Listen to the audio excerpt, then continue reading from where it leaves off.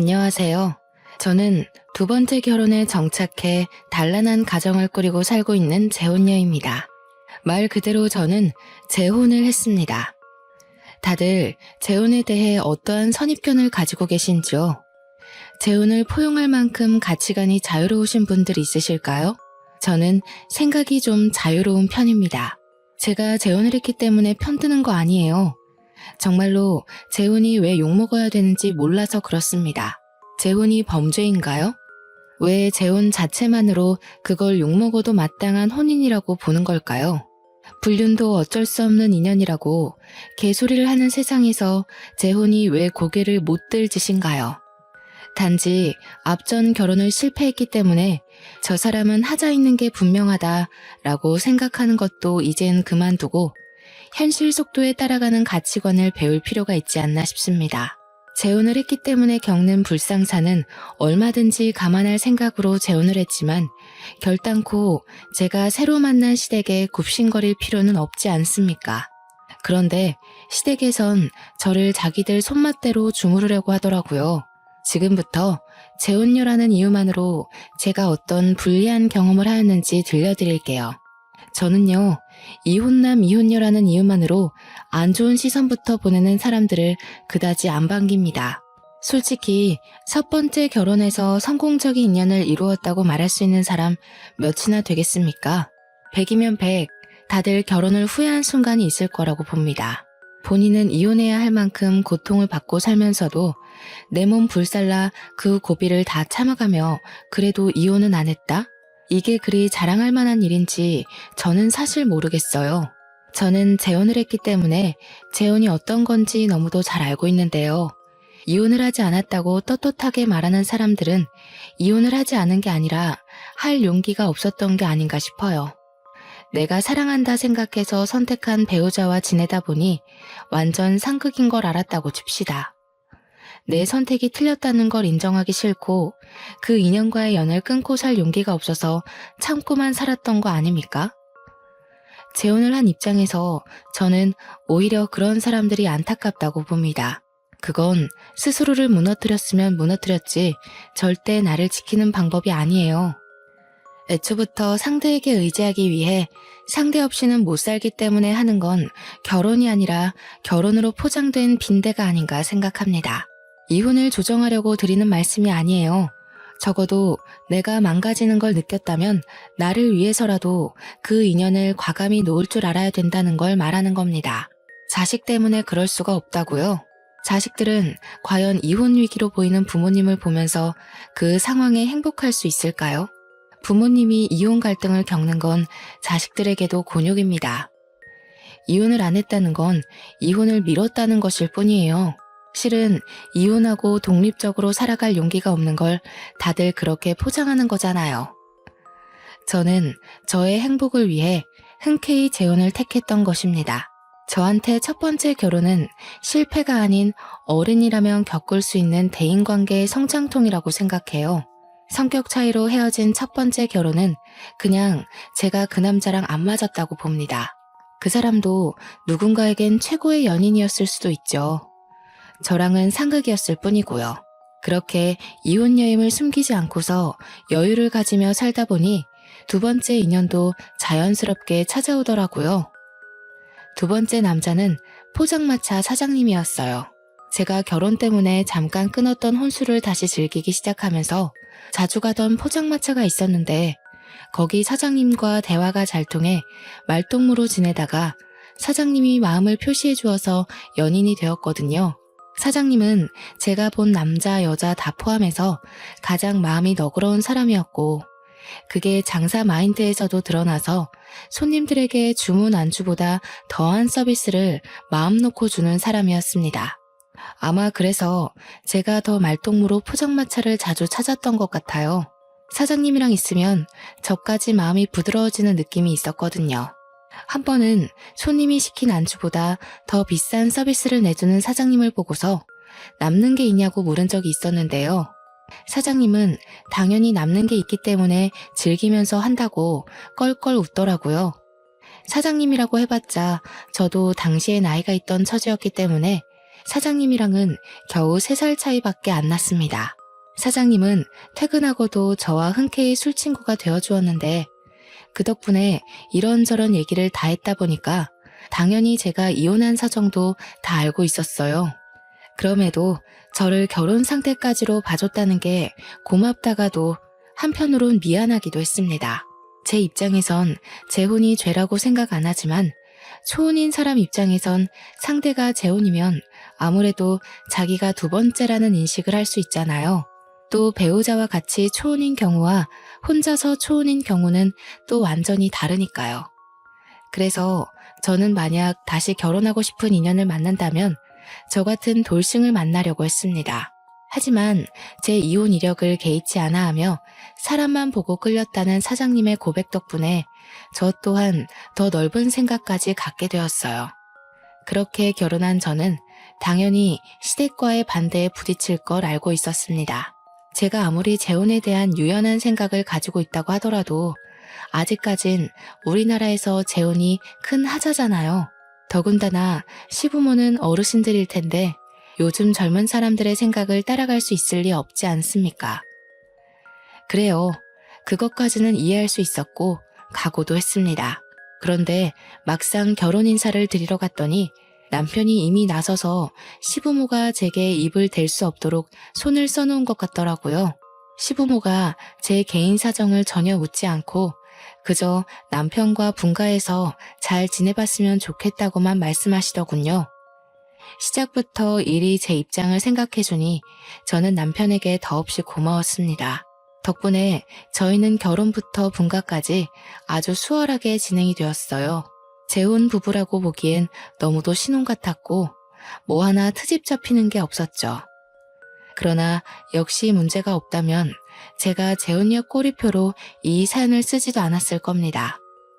결혼을 한 후 이제 막 신혼 살림을 정리하고 나서부터 시모가 저희 집을 방문하기 시작했는데요. 올 때마다 제게 얼마나 황당한 말씀을 하는 줄 아시나요? 첫째는 아들이어야 하는 거 알지? 늙은이 생각이라고 욕할 것 없다. 요즘 것들이 뭘 잘 몰라서 그런 거지. 옛말대로 해야 자다가도 떡이 생겨. 어머니 말씀 잘 알겠지만 아이 성별이 어디 제 마음대로 되나요? 그리고 아직 남편이랑 아이 계획은 의논 못 해봤어요. 시모는 제 입장이 어떤지 별로 들을 생각도 없어 보였습니다. 갑자기 휴대폰을 꺼내 돋보기를 쓰더니 자기가 수소문하여 아들 낳는 방법을 알아왔다고 저한테 메모한 것을 이것저것 설명하기 시작하는 거 있죠. 그 내용 중에는 아들을 낳으려면 여자는 몸을 시원하게 해야 되고 남자는 산성 음식을, 여자는 알칼리성 음식을 먹어야 된다면서 절대 쌀밥을 먹지 말라고 하는 거 아니겠습니까? 이것만으로도 충분히 황당한데 계속 이어지는 시모의 설명 중에는 듣기에 남사스러운 내용도 있었습니다. 부부의 사생활까지 참견하면서 아들 낳을 확률이 올라간다면서 노골적으로 설명을 해주더라고요. 그 순간 제가 왜 이런 말을 듣고 있어야 되나 싶었어요. 그러면서 자기가 약사한테 알아보고 알칼리성에 강한 칼슘제까지 사왔다면서 지금부터 3개월간 꼬박 챙겨 먹으라는 거 있죠. 그날 이후로도 시모는 몇 날 며칠을 제게 전화하거나 방문해서 자기가 알려준 대로 하고 있냐고 검사까지 했습니다. 당연히 저희 부부 잠자리에 대해서도 날짜와 시간까지 물으며 제 배란일까지 계산해서 집요하게 캐물었어요. 집에 올 때는 꼭 냉장고 반찬들도 점검했는데요. 아들 낳는데 안 좋다는 음식은 죄다 마음대로 정리를 해버리는 거 아니겠어요? 어머님, 그거 어제 사온 건데요. 남편이 아침마다 사과 한 쪽씩을 꼭 먹어요. 어머님께서 챙겨오신 것들은 죄다 기름진 것들 뿐인데 남편한테 이런 거 좀 부대껴서 아침 상에는 못 올려요. 못 먹긴 뭘 못 먹니? 내 아들인데 내가 잘 알지. 저 사과는 네가 먹도록 하고 내가 가져온 이 반찬들은 꼭 내 아들만 먹여야 된다. 특히 넌 하루에 한 번씩 이 국화차를 우려 먹도록 해라. 그리고 옷이 그게 뭐니? 내가 집에서는 그런 두꺼운 겉옷 입지 말라고 했잖니. 시모가 저 쉬는 날 연락도 없이 갑자기 들이닥치는 바람에 잠옷을 갈아입지 못해서 아무 겉옷을 걸쳐 입은 거였거든요. 그런데 그걸 확 벗겨버리는 거 아니겠어요? 저는 시모 힘이 그렇게 센 줄 몰랐습니다. 심지어는 어디서 이상한 물건을 사와서는 집안 구석구석에 배치해 놓더니 저더러 하루에 한 번씩 그 물건들을 보면서 아들 낳게 해달라고 기도까지 하라고 하더라고요. 한두 번도 간섭하는 것도 아니고 저희 부부가 임신 계획을 해서 임신이 진행될 때까지 그럴 작정으로 보였습니다. 이건 제가 임신을 하고 싶어도 스트레스 받아서 임신이 안 될 지경이었어요. 시모가 아들 손주 보고 싶어 하는 건 알겠는데 그건 하늘에서 정해주는 거잖아요. 이런 말도 안 되는 근거들로 인해 생기는 게 아닐 텐데 허황된 미신을 믿는 시모가 한편으론 한심하기도 했습니다. 집에 하나둘씩 못 보던 물건이 생기니 초반에는 신경 안 쓰던 남편이 끝내 모형 인형 같은 것들이 뭐냐고 물을 때가 있었는데요. 저는 괜히 남편과 시댁 사이에 트러블이 생길 걸 피하고 싶어 그동안 말을 아끼고 있었거든요. 그런데 몇 달째 시모한테 시달리고 있으니 그만 남편한테 알려야겠더라고요. 아, 그거 어머님이 첫째는 아들이어야 된다고 아들 낳는데 좋다는 물건들이래. 처음엔 한두 개 사오시더니 집에 올 때마다 매번 다른 걸로 사오신 거야. 뭐? 그런 게 어딨어. 보기 껄끄럽게. 사람 사는 집에다가 무슨 저런 것을 놔뒀대? 엄마가 또 쓸데없는 거 듣고 와서 자기 못 살게 굴었나 보네. 인형이 한두 개가 아닌데 그동안 이만큼이나 시달리면서 왜 말 안 했어? 그냥 괜히 자기랑 어머님 사이 불 붙이고 싶지 않아서. 그런데 점점 심해지시니까 좀 곤란하긴 하다. 어머님이 자기 좋아하는 나물 반찬도 다 갖다 버리셨어. 자기 보고 산성 음식만 먹으래. 자기 소화기관 안 좋아서 기름진 거 자제해야 되는데 어떡하지? 예상대로 남편은 시모에게 화가 많이 난 얼굴이었습니다. 남편은 결혼을 하고 나서도 제가 재혼녀라는 이유만으로 상처받지 않도록 엄청 신경 쓰는 사람이었는데요. 시모가 제게 입질을 한 걸로 모자라 임신 부분에서 스트레스를 주고 있었다는 사실을 알자 열이 많이 받은 듯 했습니다. 제가 사소한 부분에 대해서도 설명 들었다고 하니까 남편은 더 참지 못하고 시모한테 전화를 걸어 따졌어요. 그 때문에 한동안 시모의 걸음이 뚝 끊겼고 연락도 함께 끊어졌습니다. 남편은 시모가 사다 놓은 이상한 모형 인형과 반찬 등 말도 안 되는 미신이 깃든 흔적 모두를 전부 내다버렸습니다. 시모가 사다 줬던 약까지도 빠짐없이 전부 다요. 남편과 시모가 다툰 것은 마음이 불편했지만 그래도 그것들이 눈에만 안 보이니까 제가 좀 숨을 쉴 수 있겠더라고요. 마음이 평온해졌기 때문일까요? 스트레스의 원흉이 사라지자 놀랍게도 저는 임신을 하게 되었습니다. 임신이 되었을 때까지도 시댁에선 제게 간섭하는 것이 없었어요. 너무 기쁜 나머지 그동안 시모가 저를 피곤하게 했다는 사실을 잠깐 망각하고서 이 사실을 시댁과 친정에 빨리 알렸습니다. 그런데 아니나 다를까 그때부터 시모가 제게 다시 슬슬 입을 대기 시작하는 거 아니겠습니까? 태몽은 누가 꿨니? 어떤 꿈이었어? 너 그동안 내가 시키는 대로 했지? 내가 준 약은 임신하기 전 3개월 정도까진 꾸준히 복용했어야 했는데 똑바로 지켰니? 아, 어머님, 손자 보고 싶은 마음은 알겠는데요. 저희는 그냥 운명에 맡기려고요. 남편도 딸이든 아들이든 상관없이 다 좋다고 했거든요.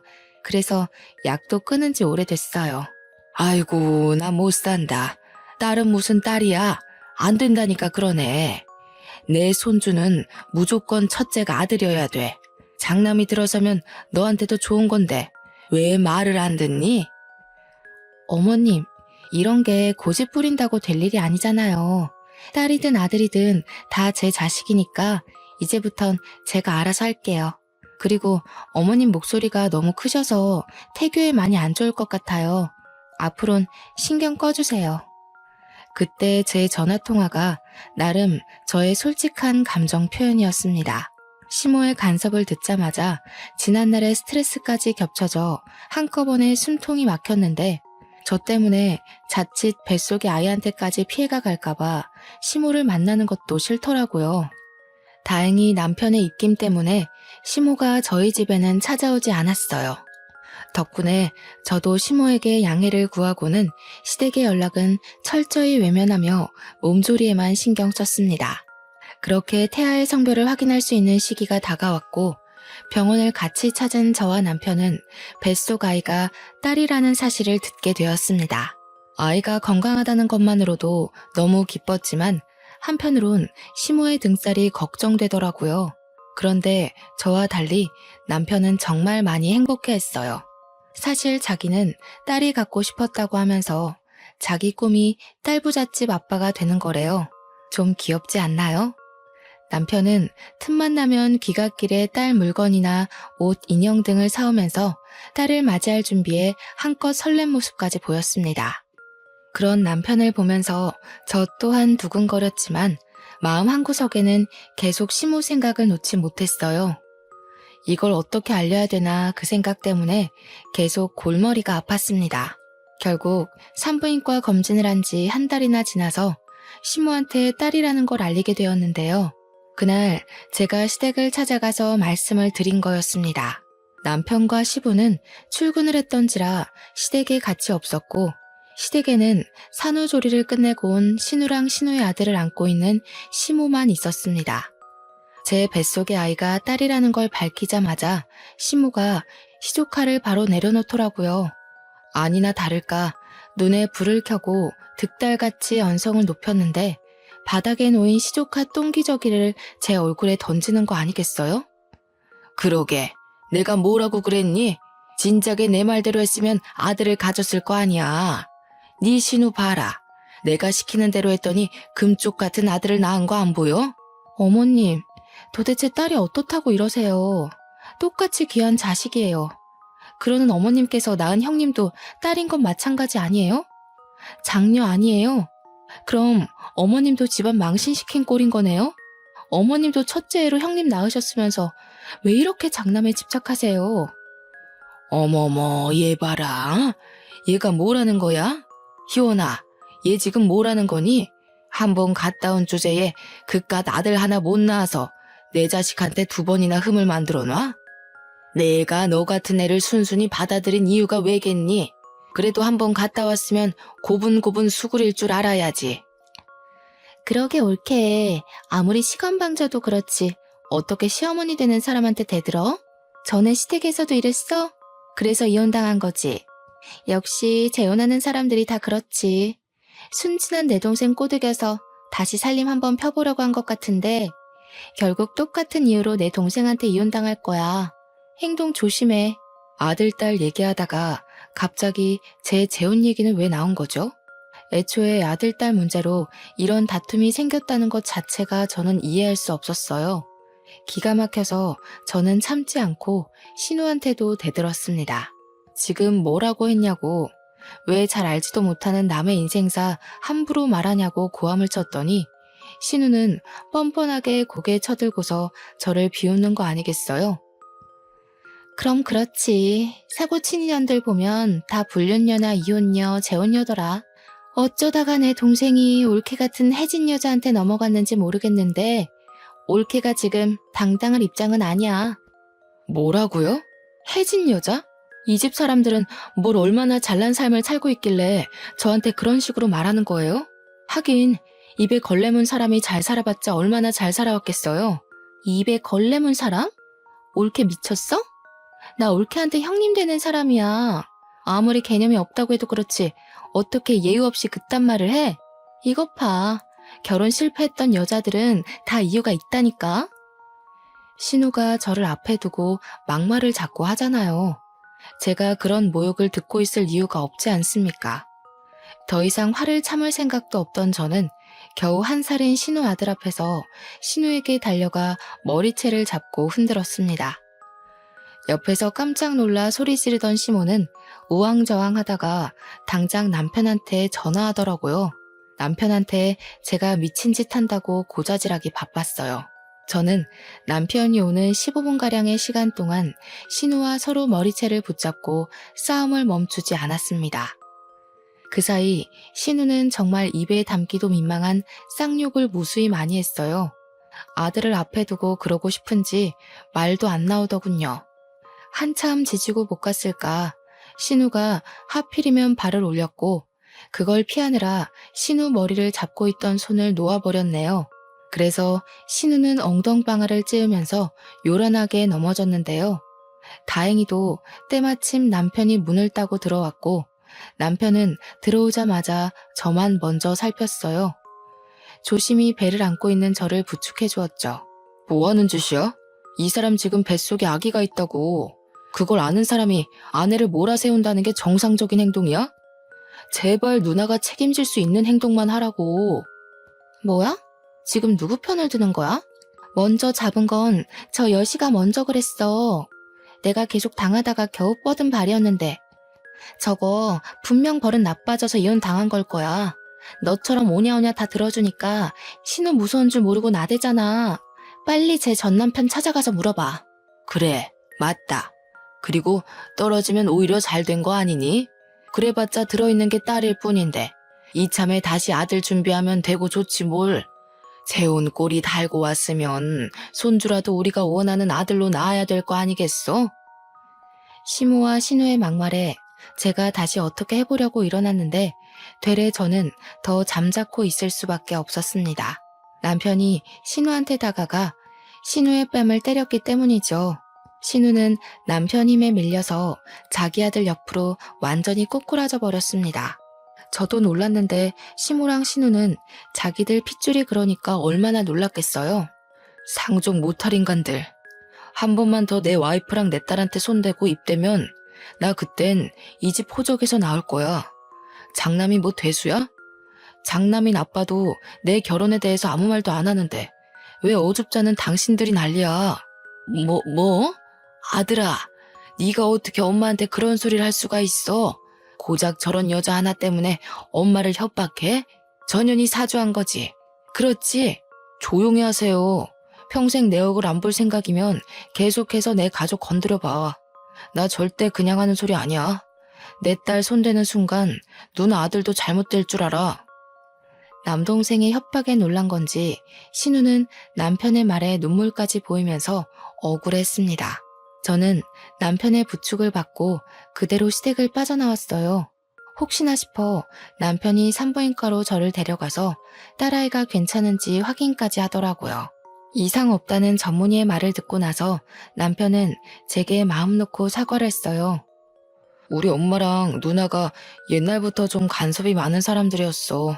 자기 재혼에 대해서도 자꾸 트집 잡으려길래 나름 내가 찍소리 못하게 해놨는데 이런 수모 겪게 해서 미안해. 내가 아빠랑 상의해서 다시는 당신 옆에 얼씬 못하게 해줄게. 남편의 진심 어린 사과가 너무 고마웠고 든든했습니다. 남편의 잘못이 아니잖아요. 그래서 남편에겐 다른 원망은 없었어요. 남편이 시댁한테 당하는 제 사정을 모르는 것도 아니었고 나 몰라라 하는 것도 아니지 않습니까? 그런 남편이 저를 지켜주고 있었기 때문에 저도 굳건히 버틸 수 있었던 겁니다. 그래서 시모랑 신우가 저한테 더 이상 손을 못 댔냐고요? 그건 또 아닙니다. 그 둘은 오히려 더 열이 받아서는 남편이 제 게임에 넘어갔다고 생각해 저를 확실히 구워 삶으려고 작당을 하기 시작했어요. 저는 출산을 하기 전까지 몇 번이나 시댁 식구들 때문에 유산의 고비를 넘겨야 했습니다.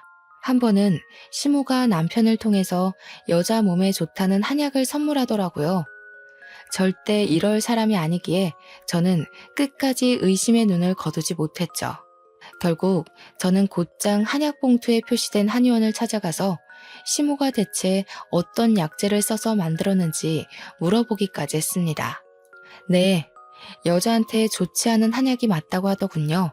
그래서 한의사가 시모한테 절대 가임기 여성에게는 음용하지 말라고 몇 번이나 말했다고 합니다. 하지만 시모는 자기 아들 거 짓는 거니까 걱정하지 말라고 했대요. 두 모녀는 끊임없이 저를 공경에 빠뜨렸습니다.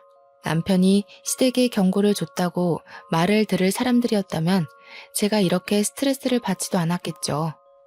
그래도 그 경미한 위험들이 제 앞에 닥칠 때마다 저는 하늘이 도운 건지 다행히도 운 좋게 고비를 넘겨왔는데요. 딱 한 번 불운을 피하지 못해 정말 위험할 뻔했던 적이 있었습니다. 그들을 도무지 용서를 해선 안 되겠다고 마음을 먹은 날이기도 했죠. 한날 장을 보고 횡단보도를 건너가던 중이었는데요. 갑자기 신호를 무시하고 달려드는 차 때문에 깜짝 놀라서 발을 헛디뎠거든요. 그때 하필 남산만했던 배로 중심이 쏠리는 바람에 주위 사람들이 황급히 달려와 저를 도와주었습니다. 당시 제가 많이 놀라긴 했었나 봐요. 그만 기절까지 해버린 거 아니겠습니까? 그 와중에도 저는 쌩 지나가 버린 차 번호를 눈으로 외우고 난 뒤에 의식을 놓았던 걸로 압니다. 아마 아이를 지키고 싶던 엄마의 독한 의지 덕분에 저도 모르게 그럴 수 있지 않았나 싶은데요. 그 순간 발휘한 기지가 훗날 제게 역전의 기회를 안겨준 중요한 키가 되기도 했어요. 저는 119에 실려오는 도중 정신을 차렸는데 눈 뜨자마자 구급대원들에게 나는 괜찮으니 우리 아이 좀 빨리 검사해달라고 졸랐습니다. 그래서 아이를 먼저 확인했고 다행히 아이는 무사한 걸 들었습니다. 아이가 씩씩하게 잘 견뎌준 것이겠죠.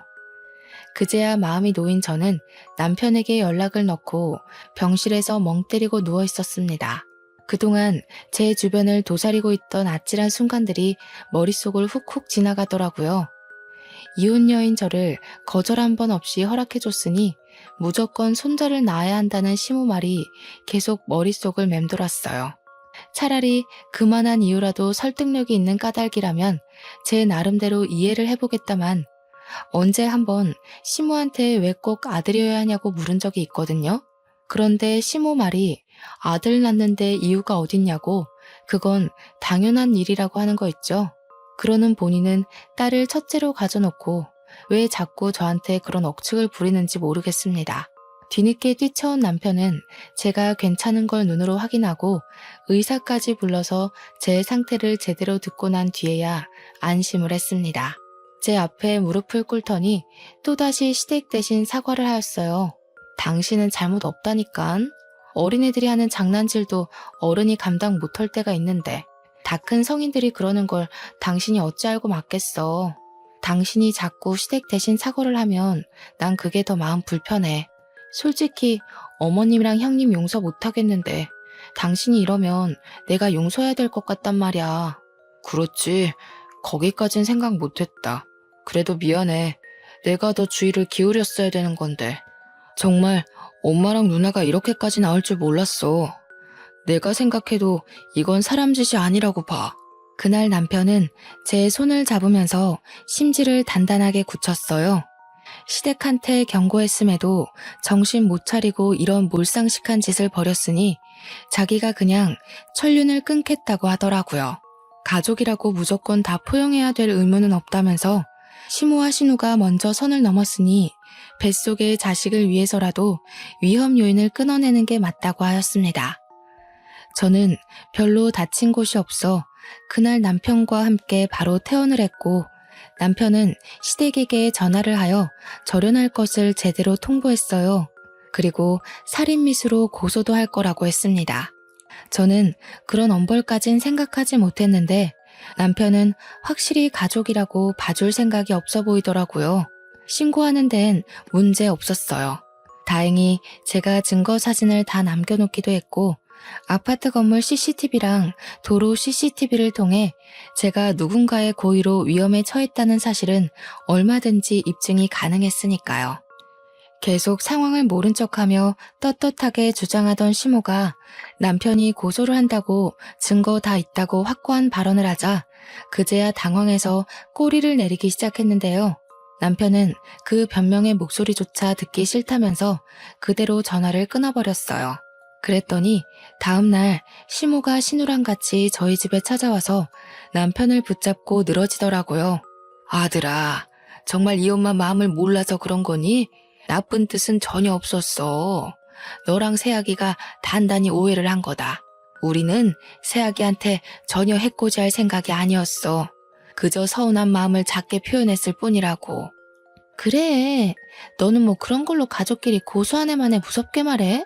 올케도 다 아니까 그동안 말 안 하고 있었겠지. 안 그래, 올케? 괜히 작은 문제로 일 키우지 말고 그만 화 풀어. 앞으론 안 그러면 되잖아. 여러분들은 이게 과연 사과라고 생각하시나요? 반성의 기미가 있다고 보십니까? 누가 들어도 변명일 뿐이기만 한 발언으로 남편한테 사정을 하고 있으니 남편이 어디 눈 하나 깜빡하겠어요?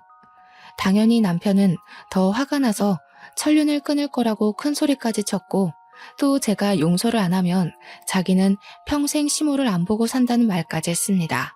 시겁한 시모가 서둘러 제게 와서 제 손을 잡았는데요. 그 힘에서 얼마나 간절함이 묻어나던지 맞잡은 손이 엄청 아렸습니다. 아가, 내가 다 늙어서 속상한 마음에 애들 장난처럼 표현을 했어. 정말 어떻게 해보려는 의도는 하나도 없었다. 가족끼리 가벼운 장난 정도는 눈 감아줄 수 있지 않니? 어머님은 가족끼리 목숨 가지고 노시나 봐요. 어머님이랑 형님은 제 아이를 노렸겠지만 제 목숨도 두 사람 손에 놀아놨다는 거 제가 정말 몰랐을 거라고 생각하세요? 장난이었다고요?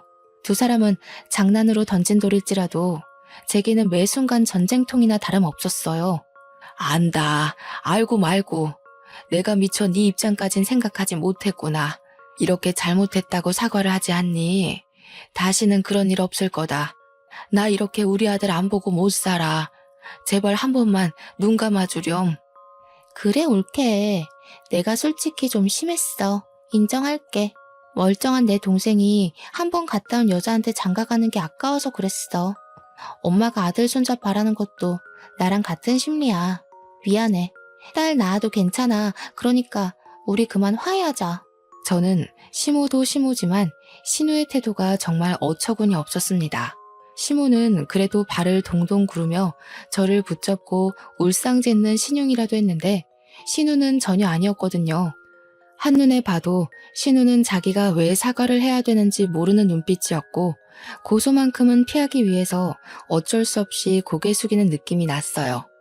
원래부터 좋게 넘어갈 생각은 아니었지만 신우의 반성 없는 꼴을 보니 이 상황을 조용하게 넘어가면 안 될 것 같더라고요. 결국 신우는 자기 무덤 자기가 판 셈이에요. 신우 태도를 보고 제가 제 행동을 결정하려 했는데 신우는 제가 당시 현장을 피바다로 만들도록 화를 돋운 거예요. 저는 자리에서 일어나 잠깐 방에 들어가서 종이봉투 하나를 들고 나왔습니다. 그러고는 신우 발 앞에 패디기를 쳤어요. 제가 횡단보도에서 의식 잃으면서까지 차 번호를 외웠는데요. 조회해보니까 엄청 재미난 사실을 알았지 뭐예요? 형님 그렇게 떳떳하게 아들 낳았다고 자랑하더니 유부남 꼬셔서 낳은 애였어요? 제 말에 신우는 처음으로 크게 당황하면서 입을 어버버거렸습니다. 이 사실을 처음 듣는 남편과 시모는 저희 대화에 끼어들지 못하고 있었고 남편이 대신해서 신우 발 아래 있는 종이봉투를 들고 확인했어요. 남편이 평소 눈치가 빠른 편인데 아니나 다를까 남편의 표정이 어그러지면서 대충 뭔가를 눈치챈 것 같더라고요. 이게 다 뭐야? 이거 누나잖아. 이 사람이 이번에 새로 만났다는 남자야? 그렇게 꽁꽁 숨기고 나중에 밝혀주겠다더니 이 사람 뭐 하는 사람인데? 아, 그거 형님이 불륜녀라는 증거야. 내가 형님이 뭔 차에 사고 당할 뻔했다고 했잖아. 어떻게 보면 그것도 뺑소니나 다름없는데 경찰한테 차 조회 좀 해달라고 했지. 그런데 웬 아저씨 차라고 하더라고. 내가 아는 게 있는데 절대 그럴 리가 없다고 생각했어. 그래서 더 알아봤더니 글쎄 그 차 주인이 시조카의 아빠라고 하더라. 당연히 남편이 보고 있는 사진들은 제가 몰래 신우 뒤를 밟아서 찍어놓은 불륜 현장의 모습이었습니다. 신우는 남의 가정 파탄내고 유부남의 아이를 가진 불륜녀 입장이었던 겁니다.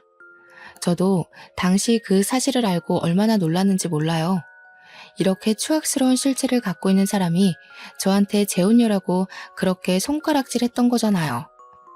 놀란 것도 놀란 거지만 곰곰이 생각할수록 기분이 나빠지더라고요. 신우는 그럴 만한 입장이 아닌데도 저를 그리 못살게 굴었다는 거 아닙니까? 무슨 낯짝이 그렇게 두꺼운지 몰라요. 역시나 제가 놀란 것처럼 남편이랑 시모도 상당히 충격이 커 보였습니다. 심지어 시모는 남편이 들고 있는 사진을 뺏어가 자세히 보면서 기함을 했어요. 그 와중에 신우는 미꾸라지처럼 빠져나가려고 어떻게든 머리를 굴리고 있는 게 훤히 보였습니다. 형님, 저한테 사고는 불륜녀, 이혼녀, 재혼녀가 치는 거라고 하셨나요? 틀렸어요. 이혼녀, 재혼녀는 적어도 범죄자는 아니거든요. 그런데 불륜은 고소받아 마땅한 범죄잖아요. 고작 불륜녀 주제에 재혼한 제 앞에서 그리 고개를 쳐들고 계셨던 거예요? 어떻게 그리 뻔뻔할 수가 있어요. 식구들이 형님 이런 사람인 거 모르고 속아주니까 다 만만해 보이기라도 했나 봐요? 뭐라는 거야, 이 정신 나간 년이. 올케 내 스토커야? 어디서 이런 걸 조작해서 나를 겁박해. 이러면 내가 무서워 벌벌 떨 줄 알았나 보지? 나 그렇게 멍청한 사람 아니거든. 겨우 생각한 방편이 스토커 핑계라니 실망스럽네요. 어머님도 어머님 따님이 하는 짓 똑바로 지켜보세요. 아들 낳은 형님을 그렇게 자랑스러워하셨잖아요. 겨우 불륜녀가 낳은 손자를 둔 셈인데 어떡해요? 동네방네 손자 자랑할 수 있겠어요? 손자 자랑 전에 불륜녀 엄마라고 소문 먼저 날 텐데 괜찮으실지 모르겠네요. 제 말에 시모는 얼굴이 시뻘개져서 신우를 노려봤습니다. 제 앞이라 쪽팔린지 차마 딸에게 쓴소리는 못하더라고요. 배신감에 치를 떨면서 소파에 덩그러니 누워있는 시조카까지 노려보는 거 아니겠어요? 더 이상 빠져나갈 구멍이 없다고 생각한 신우는 이 모든 상황에 당황해서 갑자기 소리를 빽 질렀는데요. 자기는 불륜이 아니라고 사랑이고 운명이라면서 본처가 자기들 사이 갈라놓고 있는 거라고 증거 사진들을 갈기갈기 찍기 시작하더군요. 신우의 숨통을 조일 수 있는 귀한 증거인데 제가 원본을 줬을 리 있겠습니까? 헛짓하고 있는 신우에게 그거 다 휴대폰에 저장된 사진이라고 하니까 신우는 그제야 제 앞에 무릎을 꿇고 울며 불며 애원을 하더라고요. 올케, 이거 밝혀지면 나 그 사람한테 외면당해. 제발 부탁이야. 그 사람 합의 이혼하고 나한테 온다고 했단 말이야. 이거 들통나면 우리 아들은 아빠 없이 커야 돼. 형님은 그런 말 할 자격이 없어요. 남의 집 자식 아빠를 뺏은 사람이잖아요. 못 모르는 시조카 입장은 안타깝지만 제가 방금 그분 본처한테 연락을 넣었어요. 형님 같은 사람이 행복한 가정을 꾸리고 산다면 남겨진 그 집 가족들한테 너무 잔인한 일이잖아요. 불륜을 저지르면 그 대가가 불행이라는 거 시조카도 똑똑히 알아야죠. 저는 신우 앞에서 휴대폰을 들이밀며 처음 보는 번호로 그 사진들을 전송한 걸 보여줬습니다. 신우는 다시 얼굴색이 돌변하더니 제 휴대폰을 바닥에 냅다 집어던졌어요. 그러고는 울분에 차서 저를 노려보는데 자기 폰으로 불륜남이 전화가 오기 시작하자 사색이 되더라고요.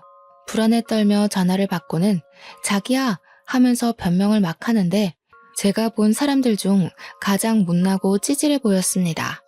어쩜 시모도 신우도 이런 식으로밖에 못 살았을까요? 남편 위로 저런 사람이 둘이나 있는데 남편은 저들과 달라서 얼마나 다행인지 모릅니다.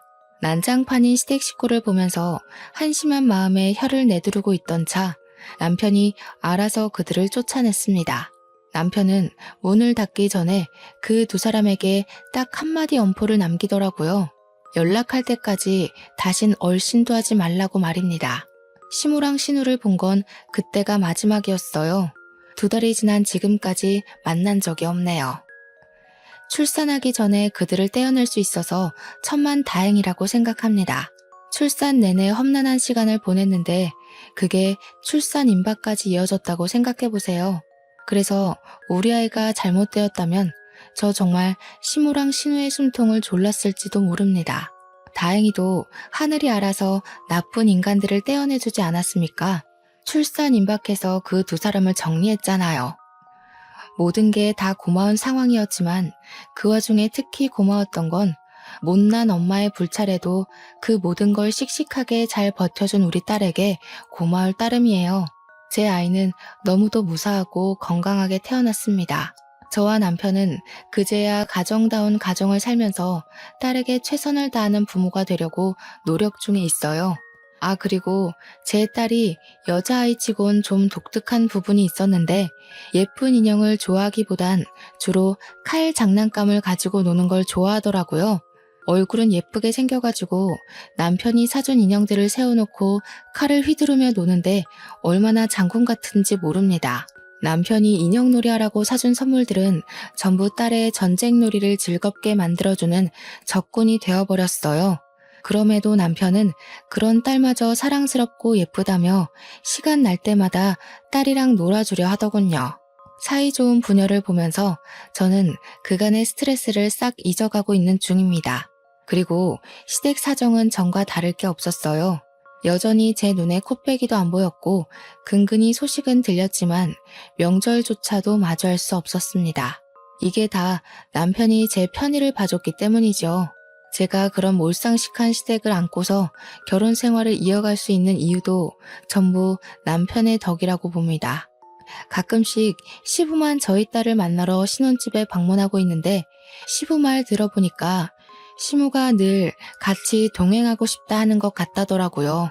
시부가 한 번씩 남편한테 슬쩍 시무 얘기를 물어보곤 하는데 그때마다 남편이 단칼에 거절하는 바람에 시무는 아직도 저희 신혼집 동네조차 못 밟아보는 중입니다. 시부는 한 번씩 더 보는 것 말고는 저희에게 화해할 것을 딱히 강요하지는 않았습니다. 시부도 신우와 시모의 행적을 들었을 테니 감히 눈 감아주라고 언급하지 못하는 거겠죠. 그래서 그저 제 딸의 사진이랑 동영상만 찍어 시모한테 보여주는 걸로 만족하고 있어요. 또 신우는 제가 신우 불륜남의 본처에게 증거물을 죄다 보내줘서 상간녀 소송을 당했다고 하더라고요. 죗값을 받으라고 일부러 본처에게 알린 것이기 때문에 신우가 어떻게 되었는지 괜찮은지 딱히 안부가 궁금하진 않았습니다. 다만 저 때문에 아빠 없이 커야 하는 시조카의 사정은 마음 한편에 계속 걸려 있어요. 부디 신우가 죗값 치른 이후로 자기 죄를 반성하고 시조카에게 부끄럽지 않은 엄마가 되었으면 좋겠네요. 보통은 이런 개첩한 시댁이라면 두 번째 이혼도 마다하지 않고 했을 법한데 여태 들려드렸다시피 제 남편이 너무 진국인 사람이에요. 지금도 제가 이 글을 쓴다고 딸내미랑 둘이 자리를 피해줬는데 뭐하고 노는 줄 아세요? 아이가 6살 이전까지 촉각놀이를 하면 건강한 사고력을 가진다는 걸 공부해와서는 거실에서 밀가루 파티를 벌이고 있어요. 제가 육아 때문에 잠깐 휴직 상태인데 남편은 일까지 하면서도 저보다 육아에 더 신경 쓰고 공부를 해요. 그렇다고 저한테 소홀한 것도 아닙니다. 남편이 요리에 일가견이 있어서 포장마차를 운영한 것도 있었는데 자기가 집에 있는 날에는 자기가 식사 준비를 하려고도 해요. 제가 이런 사람을 두고 어떻게 다른 생각을 하겠습니까? 저는 남편을 만나 너무 행복해요. 시댁이 그런 사람들일지라도 남편 때문에 이겨내고 싶을 만큼 남편을 사랑합니다. 앞으로 제 삶에서 다른 인연은 없을 거예요. 저를 위해 살려고 노력했기 때문에 제가 완벽한 제 짝을 만나지 않았나 싶습니다. 나랑 잘 맞는 사람을 찾는 건 참 힘들다는 거 압니다. 결혼을 겨우 2번째 만에 성공한 저조차도 복권 당첨이나 다름없다고 생각하고 있어요. 이게 서로 존중하는 마음이 참 중요한 것 같아요. 상대방을 나로 생각하면서 내가 받고 싶은 대우만큼 상대방을 대우해준다면 잘 맞는 사람을 찾는 게 꽤 금방일지도 몰라요. 천생연분이 나타나길 바라기보단 나를 먼저 가꾸고 있는다면 좋은 연분이 반드시 생길 겁니다. 제 사연은 여기까지입니다. 들어주셔서 감사하고요. 항상 행운 가득한 날 되시길 바래요.